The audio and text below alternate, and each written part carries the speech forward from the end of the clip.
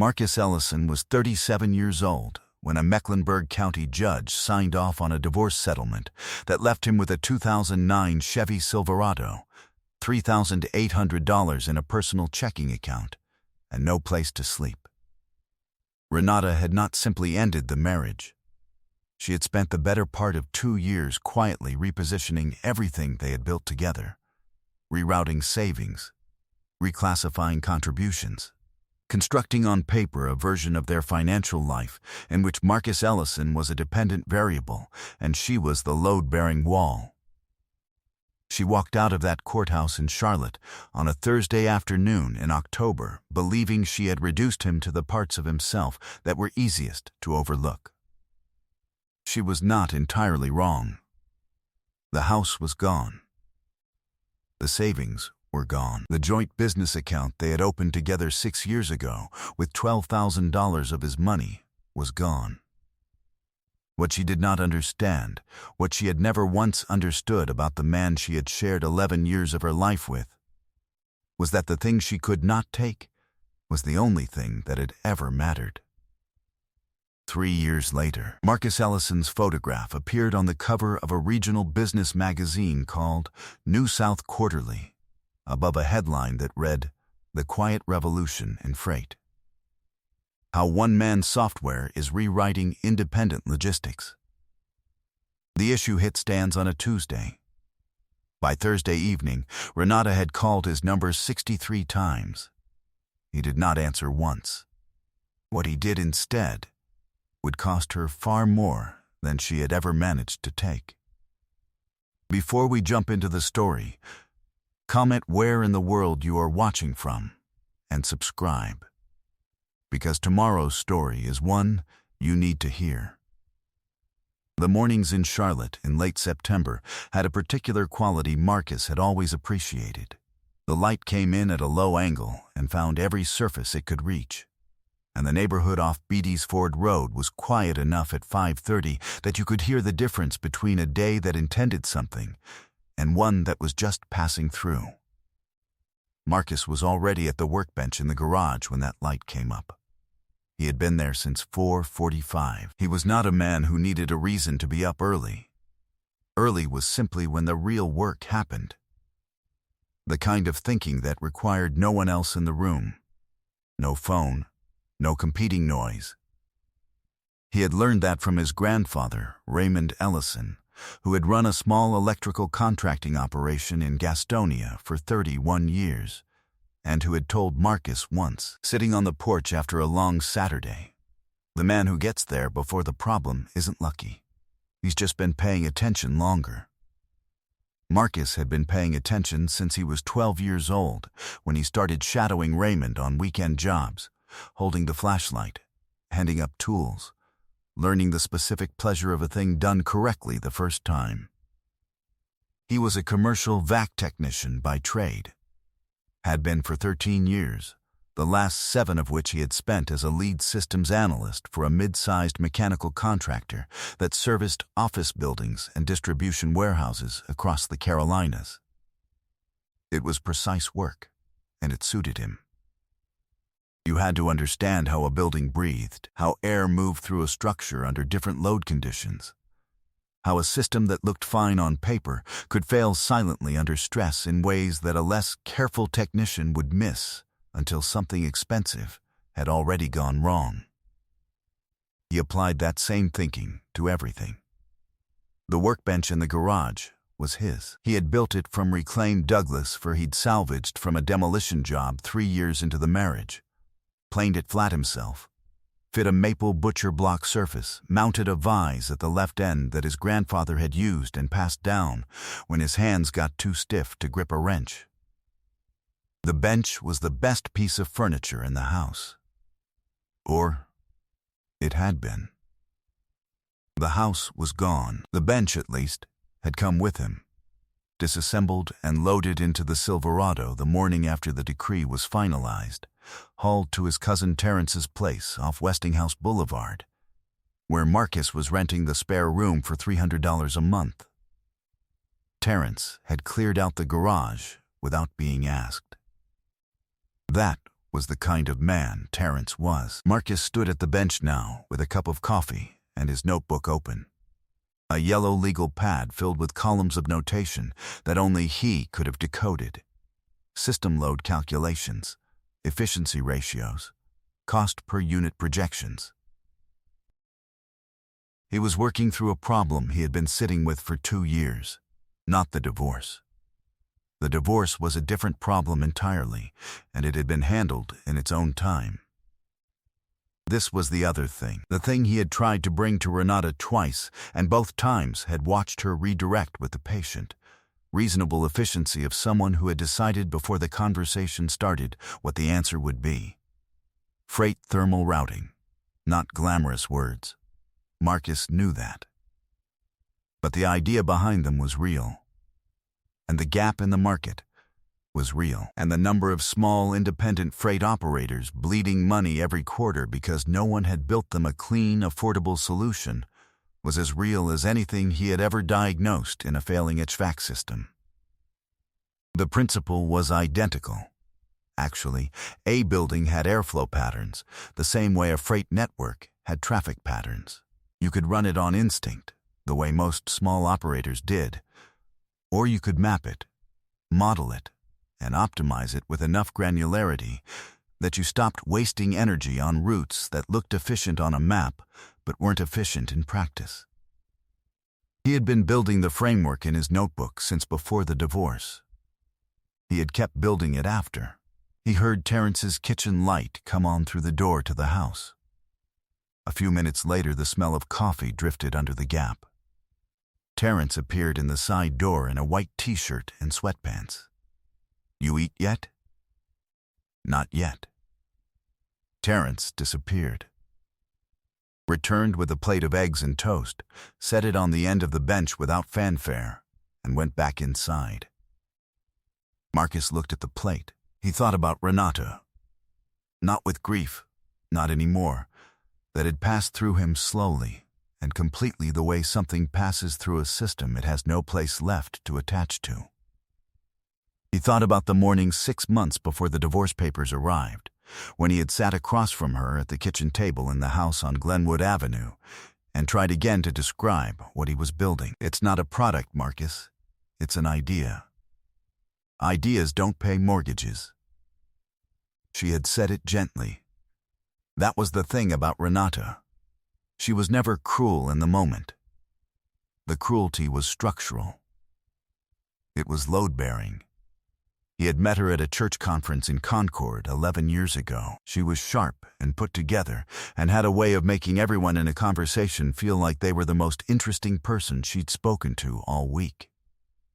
He had loved that about her, that directness, that attention. He had not understood until much later that attention and perception were different things, and that Renata had always paid close attention to the parts of him that were useful to her and looked past the rest as though they were simply noise. They had been happy enough in the early years. Or he had been. He understood now that those two things were not always the same. He picked up his fork. He ate standing up at the bench the way his grandfather used to, notebook still open, working through the numbers between bites. Outside on Westinghouse, a garbage truck was starting its run, hydraulics groaning at the first stop of the morning. His phone buzzed once on the bench top. A calendar alert. Court filing deadline, 30 days out. He set the fork down.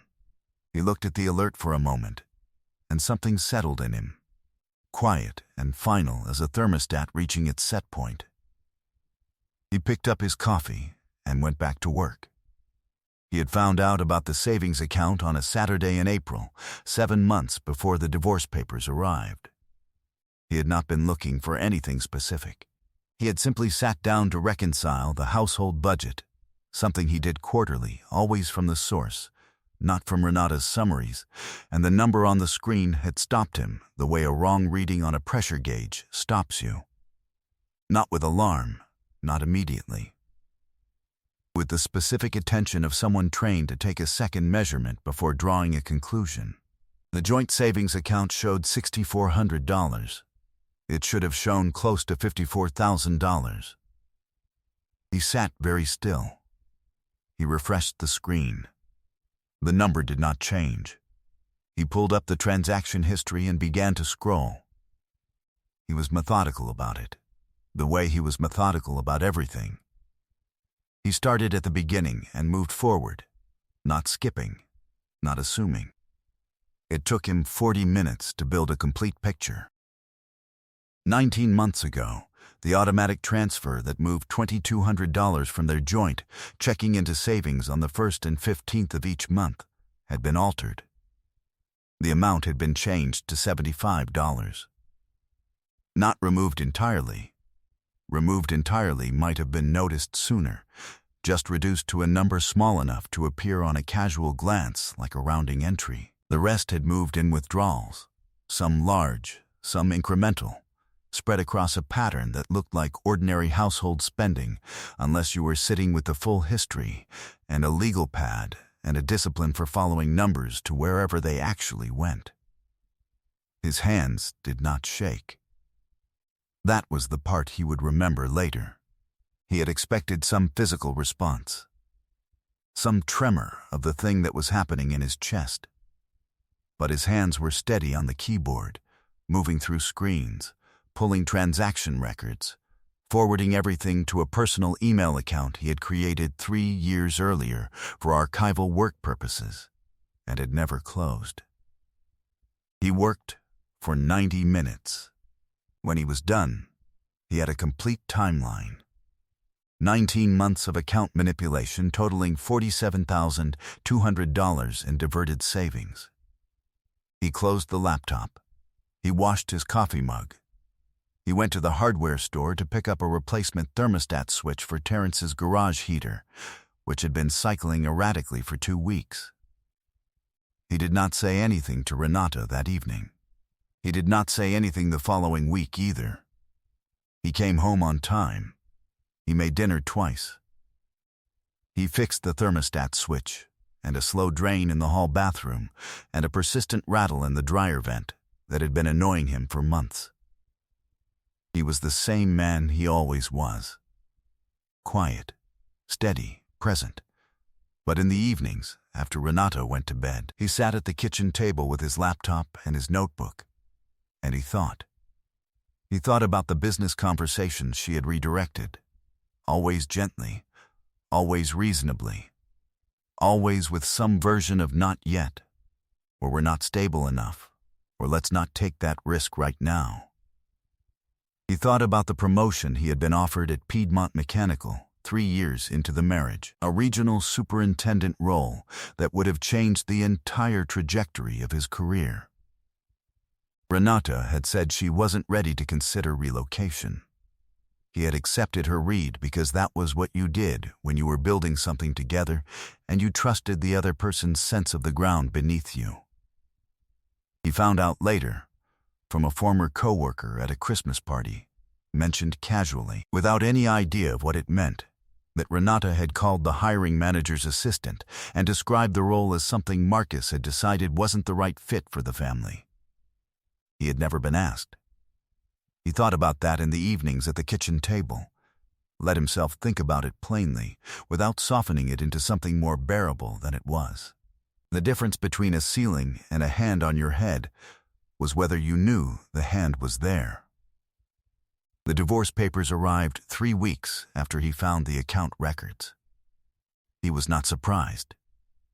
He had already spoken to an attorney. His attorney was a man named Gerald Osai, mid-50s, compact, with reading glasses he kept pushed up on his forehead, and a way of asking questions that made it clear he already knew the answer before you finished the sentence. He had a practice in Noda that specialized in domestic financial disputes, and Terrence, who knew everyone, had passed along his name without explanation, the way Terrence passed along most useful things. Marcus met him on a Wednesday evening. He brought the printed account records, the transaction history, the timeline on the legal pad. Osei read through everything without speaking. When he was done, he set the papers down, pushed his glasses up, and looked at Marcus. She was thorough, he said. Yes, not thorough enough. He tapped the legal pad. This timeline is clean. The pattern is documented. Whether it rises to the level of actionable fraud depends on what else is there. He paused. Is there anything else there? Marcus thought about the question the way he thought about all questions, not rushing toward the comfortable answer. I don't know yet, he said. Ose nodded. Then we find out the investigator his attorney recommended was a woman named Sylvia Crane. She was not warm, exactly, but she was thorough in a way Marcus recognized and respected, the kind of thoroughness that didn't perform itself, didn't editorialize, just produced results that were sourced and specific and did not contain a single word that wasn't necessary. She delivered her report 6 weeks later. It was 41 pages. Marcus read it at Terrence's kitchen table with a cup of coffee that went cold beside him. On page 7, a limited liability company called Renata Grace Holdings, registered in North Carolina, formed 14 months before the divorce papers arrived. On page 12, a commercial property in the Plaza Midwood neighborhood of Charlotte, purchased 11 months before the filing, co-titled under Renata Grace Holdings, and a co-owner listed as a man named Devin Cartwright. On page 17, financial records tracing partial funding for the property purchase to wire transfers from the joint savings account during the same 19-month window Marcus had already documented. On page 23, a sourced timeline of the relationship between Renata Ellison and Devin Cartwright, beginning 21 months before she filed, long before the account restructuring began. Marcus turned each page the way he turned pages, straight through, nothing skipped. When he finished, he set the report down flat on the table and sat with both hands resting on the cover. The commercial property had not appeared in divorce discovery. Its current assessed value was $610,000. He sat in the quiet of Terrence's kitchen and thought about the night he had slept in the Silverado in the parking lot of a Lowe's Foods on Yorkmont Road. The second night after the decree, the $3,800 in his account, and nothing decided yet about what came next. He had reclined the driver's seat and looked at the ceiling of the cab and let the quiet be what it was. Then he had pulled his laptop off the passenger seat, opened a blank document, and typed 2 words at the top of the page. Meridian Thermal. He had started writing. He looked at the report cover now. He thought about $47,200 in redirected savings. He thought about the promotion that was quietly canceled by a phone call he never knew happened. He thought about how many times he had folded a business conversation back into his pocket because a patient, reasonable voice had explained to him, with impeccable logic, why the timing was wrong. He picked up his phone and called Gerald Osai. "I have something for you," he said. "How bad?" Marcus looked at the report. It's documented. The courthouse moment had lasted less time than it should have for 11 years. That was the only thought Marcus allowed himself on the drive away. Not grief, not anger. Those had already run their course in the evenings at the kitchen table. Just the flat, quiet observation of a man who has measured something and found the measurement smaller than it deserved to be. The decree gave the house to Renata. The joint savings, per the documentation Renata's attorney had arranged, reflected her disproportionate contribution over the preceding period. Marcus's share of the remaining balance came to $3,800. He received the check standing at the table in the hallway outside the courtroom. He folded it once and put it in his jacket pocket. He walked to the elevator. He rode it down 12 floors and walked out into a Tuesday afternoon in Charlotte that did not know or care what had just happened on the 9th floor. The Silverado was in the parking deck. He had loaded it 2 days before. He drove. He did not go to Terrence's immediately. He drove the way you drive when you need to feel the distance accumulating, through Dilworth, through South End, out toward the airport and back, through the kinds of neighborhoods you pass through when you need the continuity of the city to remind you that the world is still going. He found a Lowe's Foods on Yorkmont Road with a large, quiet parking lot. He pulled into the back corner away from the lights. He turned off the engine. He sat for a long time. Then he reached over and pulled his laptop from the passenger seat. He opened the blank document. He typed 2 words. Meridian Thermal. He started to write. He called Terrence at 6:15 the next morning. Terrence picked up before the second ring. "I need the garage," Marcus said. "A few months, maybe." A pause. Not hesitation. Just Terrence registering the information and organizing his response. "It's yours," Terrence said. "When are you coming?" "This morning. I'll make breakfast." There was not much more to say. That was the thing about the men who had been in your life long enough to understand what you needed. They did not require the whole story before they acted. They just acted.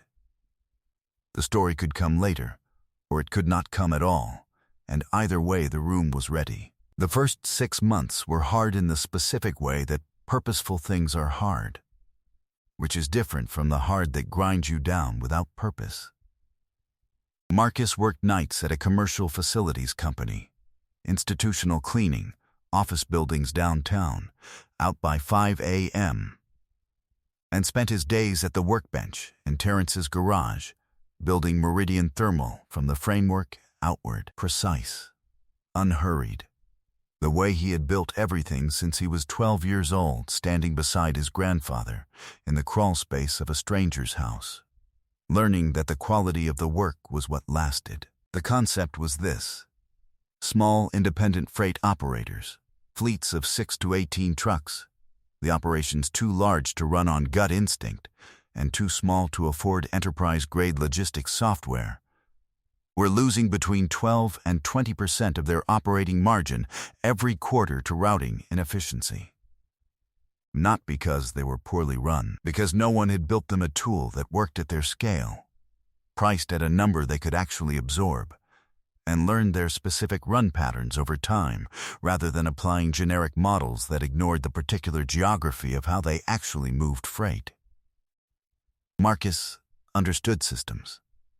He understood how air moved through a building under variable load conditions, how a miscalibration in one component could create inefficiency at every point downstream, how the difference between a system that worked and a system that worked well was always in the details that casual operators overlooked. Freight networks were the same. The physics were different, but the logic was identical.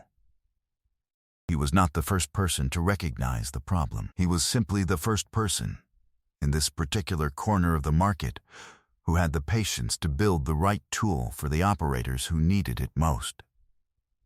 He built a prototype in 3 months. He tested it against publicly available carrier data for another 6 weeks, running the models against documented route histories to validate the efficiency projections. The numbers held. Gerald Osai had a client, a Charlotte-based freight operator named Wallace Briggs, who ran 14 trucks on a Southeast regional circuit and had been complaining to Osai for 2 years about what the dead head miles were costing him. Osai mentioned Marcus. Briggs agreed to a meeting. Marcus showed up to that meeting with a laptop, a printed projection model, and a calm that Wallace Briggs would later describe to a business journalist as the kind of stillness that makes you trust the numbers before you've even checked them. Briggs signed a service agreement. He saw a measurable reduction in routing costs within 60 days. His cousin referred 2 more operators. Those 2 operators each referred 1 more. Marcus moved out of Terrence's spare room and into a studio apartment off North Tryon Street. Nothing elaborate. Walls, a door that locked, a kitchen where he could make his own coffee. He was 39 years old, and he was sleeping in a bed with his name on the lease and building something that had no ceiling he had not built himself. Year 1. 6 carrier contracts. Year 2, 14. Annual revenue, $1 million. Year 3, Meridian Thermal had 22 active carrier clients, a staff of 9, and a software platform that had been cited in a trade publication as the most practical freight optimization tool available at the SMB carrier level. The inquiry from New South Quarterly came 6 weeks before the issue went to print. A staff writer named Danielle Marsh had been working on a feature about logistics technology founders operating outside the coastal startup corridor. She had found Meridian through Wallace Briggs, who had mentioned Marcus in an interview about the evolution of his own operation. Marcus agreed to the profile. He answered every question directly. He did not perform anything. He showed her the garage in Terrence's house where he had built the first version of the platform. He showed her the legal pad from the Silverado with the first framework written in ballpoint pen, pages slightly warped from the November cold. She photographed both. The issue dropped on a Tuesday. Marcus was in a product meeting with 2 of his engineers when his phone buzzed on the table beside his notebook. A text from Danielle. "It's out. Check stands in Charlotte. You're on the cover." He turned the phone face down. He looked back at his engineers. "You were saying." They finished the meeting. He stopped at a bookstore on his way home. He bought 2 copies. He sat in the parking lot and read the piece from the first word to the last. He read it carefully because it deserved that. Then he put both copies in the back seat and drove home. He made dinner. He read a chapter of the book on his nightstand. He turned off the light. At 6:42 the next morning, Terrence called him. "She called me," Terrence said. "Marcus was quiet. Renata, last night, wanted to know if you and I were still in touch, if I could get a message to you." Marcus looked at the ceiling. "What did you say?" "I said I didn't know anything about your schedule." A pause. "Which is true. I never do. Thank you." "She's called 3 times since the magazine dropped." Marcus said nothing for a moment. "Okay, you want me to know." He sat up. "I'll handle it." He set the phone down and stayed with that for a while. Not with satisfaction. This was not the feeling of satisfaction. This was the feeling of a system returning to equilibrium after a long period of strain. Something settling into the position it had always been meant to occupy. By the time he arrived at his office that morning, his phone showed 11 missed calls from Renata's number. He set the phone face down on his desk. He opened his laptop and responded to 3 emails that had been waiting since the night before. By that evening, the count was 29. By the following morning, 47. By Thursday night, 63 missed calls. Not a single voicemail. He thought about that number. Not with anger. Not with pleasure. Just with the particular quality of attention he brought to anything that required reading. 63 calls, no voicemail. That was not grief. That was not remorse. That was a person who needed something and had not yet worked out how to frame the ask. He called Gerald Osei on Friday morning. "Pull everything on Devin Cartwright," he said. "Current financial standing. The Plaza Midwood property, the LLC. All of it." Osei was quiet for a moment. "You think she's in trouble?" Marcus looked out the window at the Charlotte skyline. "I think she needs something," he said, "and I'd like to understand what it is before she has a chance to ask for it." Sylvia Crane delivered in 5 days. The report was 22 pages this time, and it was worse than Marcus had suspected, which was saying something, because he had already suspected quite a lot. Devin Cartwright's commercial real estate portfolio, of which the Plaza Midwood property was one of 3 holdings, had been operating under a refinancing structure that depended on a revenue projection from a mixed-use development in the Belmont neighborhood that had not materialized on schedule. The development was 18 months behind. Two of his lenders had issued formal notices. The Plaza Midwood property had been flagged as potential collateral for a restructuring package Cartwright had been quietly assembling for the past 8 months.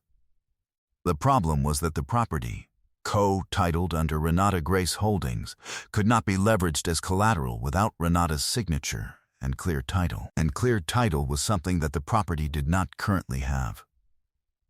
Because Marcus Ellison had never signed anything releasing his interest in marital assets that had been documented as improperly withheld from divorce discovery.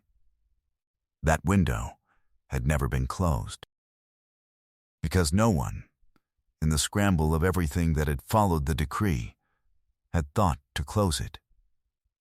Renata had. She had assumed it was closed. She had built a financial structure on that assumption, and somewhere in the last 3 weeks, as Cartwright's lenders tightened the timeline and a regional business magazine put Marcus Ellison's face on a cover above a caption that included the words founder and CEO, her attorney had almost certainly told her that the window was still open.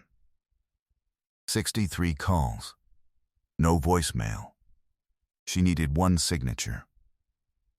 Marcus set the report down. He thought about a parking lot on Yorkmont Road, the Silverado's ceiling above him, the check for $3,800 folded in his jacket pocket, 2 words on a blank document at 11 p.m. In November, with the temperature dropping outside and his whole life in the truck bed behind him.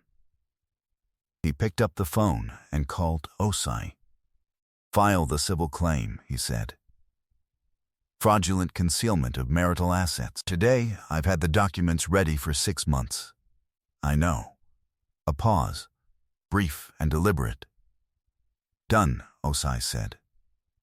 Osai arranged the meeting at his office in Noda, a clean, spare space on the 2nd floor of a converted warehouse building with tall windows and exposed ductwork that Marcus had always quietly appreciated.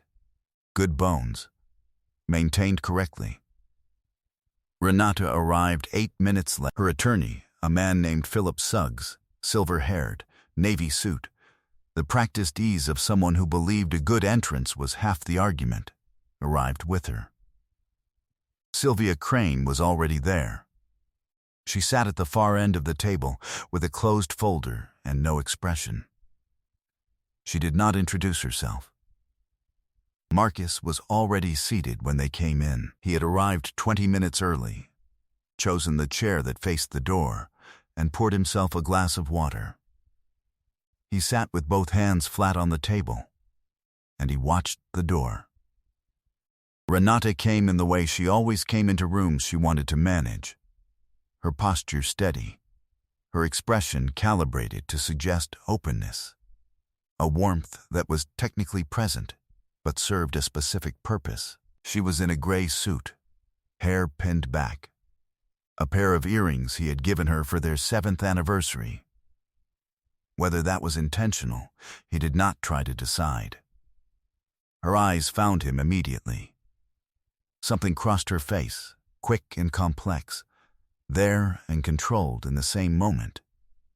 She sat down. Suggs took the chair beside her, clicked open his briefcase, and produced a set of documents that he arranged with the careful efficiency of a man setting a stage.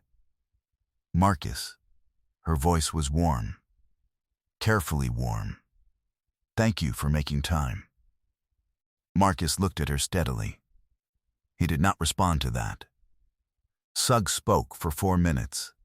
His proposition was professional, organized, and addressed to a version of Marcus Ellison he had clearly been briefed on. A man who had been down, who might be susceptible to the language of mutual benefit and moving forward. The terms were dressed in the vocabulary of goodwill. All Marcus needed to do was execute a comprehensive release of any outstanding claims related to the marital estate. Clean, simple, everyone moves forward. When Suggs finished, Marcus let the silence sit for a moment. Then, he opened the leather portfolio in front of him and removed a single folder. He placed it on the table. He slid it to the center. He did not say anything yet. Suggs picked it up. He opened it. The first page was the registration document for Renata Grace Holdings, filed 14 months before the divorce papers arrived at Marcus's door. Behind it, the financial records tracing the funding trail from the joint savings account, the same account whose manipulation Marcus had documented at 6 a.m. on a Saturday in April 3 years ago.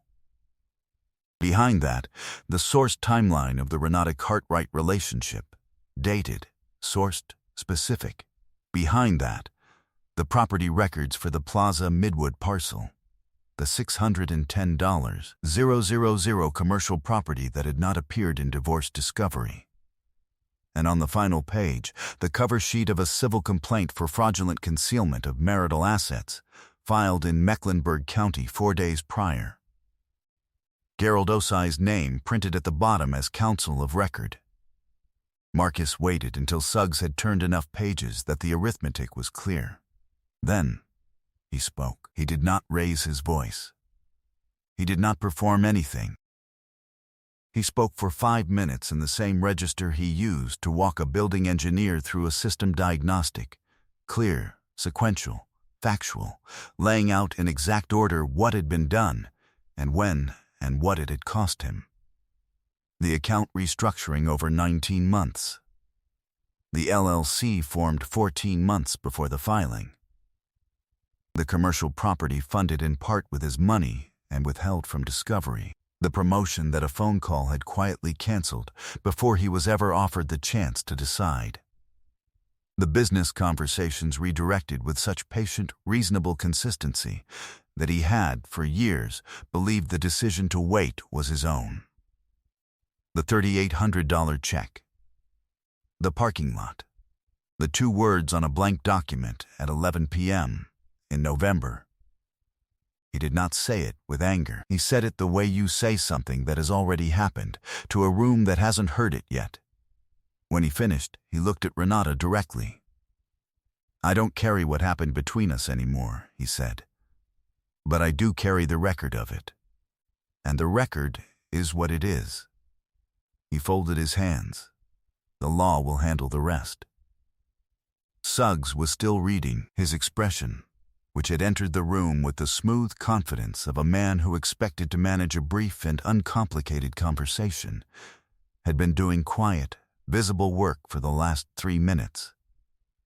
The kind of recalibration that happens when the documents in front of you are not the documents you were briefed on. Renata had gone very still. It was not the stillness of composure. It was the stillness of someone who has reached the end of a path and found something waiting there that was not on any map she had drawn. She looked at the table. She looked at the folder. She did not look at Marcus. That was the last time he looked at her. He stood. He closed his portfolio. He buttoned his jacket. He shook Gerald Osai's hand at the door, and then he walked down the hallway and took the elevator to the lobby and walked out into a Charlotte afternoon that was bright and cool and completely indifferent to what had just happened on the second floor behind him. He did not look back. The civil case moved through Mecklenburg County the way well-documented cases move, not quickly, but steadily, with the particular momentum of a thing that has been built correctly and does not need to be pushed. The court ordered a preliminary asset freeze on the Plaza Midwood property within 3 weeks of the complaint being filed. $610,000 in commercial real estate, locked, untouchable, unavailable as collateral for the refinancing structure that Devon Cartwright had been assembling for 8 months and now could not complete. Without that collateral, his lenders ran out of patience. The Belmont mixed-use development, 18 months behind, already flagged, formally defaulted 40 days after the asset freeze. Cartwright's second property followed 6 weeks later. Marcus learned this from Sylvia Crane, who sent a 3-line email with no subject heading and no commentary. Just the facts. Just the dates. He read it. He set his phone down. He went back to the term sheet he was reviewing. Renata Grace Holdings filed for dissolution of the LLC 4 months after the civil complaint. The Plaza Midwood property was liquidated through the court process as part of the fraud settlement, $340,000 of the proceeds awarded to Marcus as part of the civil judgment, structured and enforceable. Gerald Osei called when the papers were signed. "It's done," he said. "Thank you," Marcus said. That was the whole conversation. Renata's firm placed her on administrative leave the same week the complaint became a matter of public record. She had been a senior account manager at a commercial real estate brokerage. A civil fraud case involving a concealed real estate asset was not something a brokerage in that position could accommodate quietly. And they did not try. The administrative leave became a termination inside a month. Marcus learned this, as he learned most things about her circumstances, from sources rather than from her directly. He did not seek the information out. He simply received it when it came, the way you receive a weather report, useful data about conditions you are no longer standing in. Terrence mentioned once, months later over dinner, that he'd heard she was working at a property management company in Gastonia. Marcus nodded. He asked if Terrence wanted more rice. He did. 22 months after the conference room in Noda, Meridian Thermal closed a Series B funding round of $18 million. 37 employees. 61 active carrier clients across 6 southeastern states. A platform that was, by that point, processing over 4 million route calculations per quarter. The morning, the announcement ran. Marcus was in his office on the 3rd floor of a building in the Noda neighborhood he had chosen partly for the exposed ductwork, and partly because the rent in year 1 had been something he could actually afford. And by year 3, the building had become part of the story in a way that felt right to keep. He had a good office. A long window that faced the street, a whiteboard on the east wall covered in system architecture notation. A framed photograph on the shelf behind his desk, not a portrait, not a milestone achievement, just a photograph Terrence had taken on his phone one morning of the workbench in the Gastonia garage, the legal pad open. The first Meridian Thermal framework written out in ballpoint under the lamp. He had put it up on day 1. He had never taken it down. That morning he sat at his desk with a coffee that was still hot, because he had learned in the last 3 years to pour his coffee when he intended to drink it, rather than when he intended to work, and he looked out the window at the street below. It was early. The city was just starting. He thought about his grandfather, Raymond, sitting on the porch in Gastonia after a long Saturday, with his hands loose in his lap and his eyes on the middle distance, the particular quality of stillness that comes from having worked hard at the right things for a long time. He had not understood that stillness when he was 12. He understood it now. The man who gets there before the problem isn't lucky. He's just been paying attention longer. He had been paying attention for 3 years. For 11 years before that, paying attention to the wrong things, or to the right things from a position where he could not yet act on what he saw. That was over. He picked up his coffee. He looked at the street below where Charlotte was doing what it always did in the morning.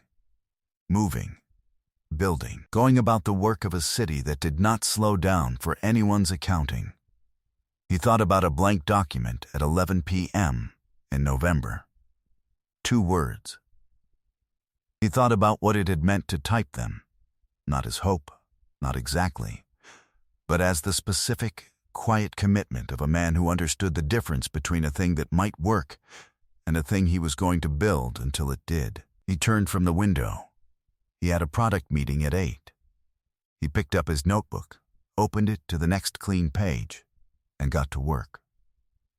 The best systems, his grandfather had told him once, watching him troubleshoot a thermostat at 14 with the patience of someone who had already seen the answer and wanted Marcus to find it himself. Don't announce themselves. They just maintain the temperature.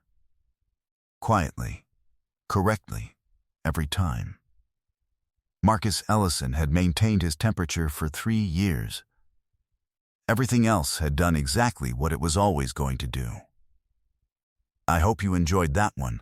Be sure to like the video and subscribe so you don't miss the next story. I've picked out 2 more for you that I think you'll really like.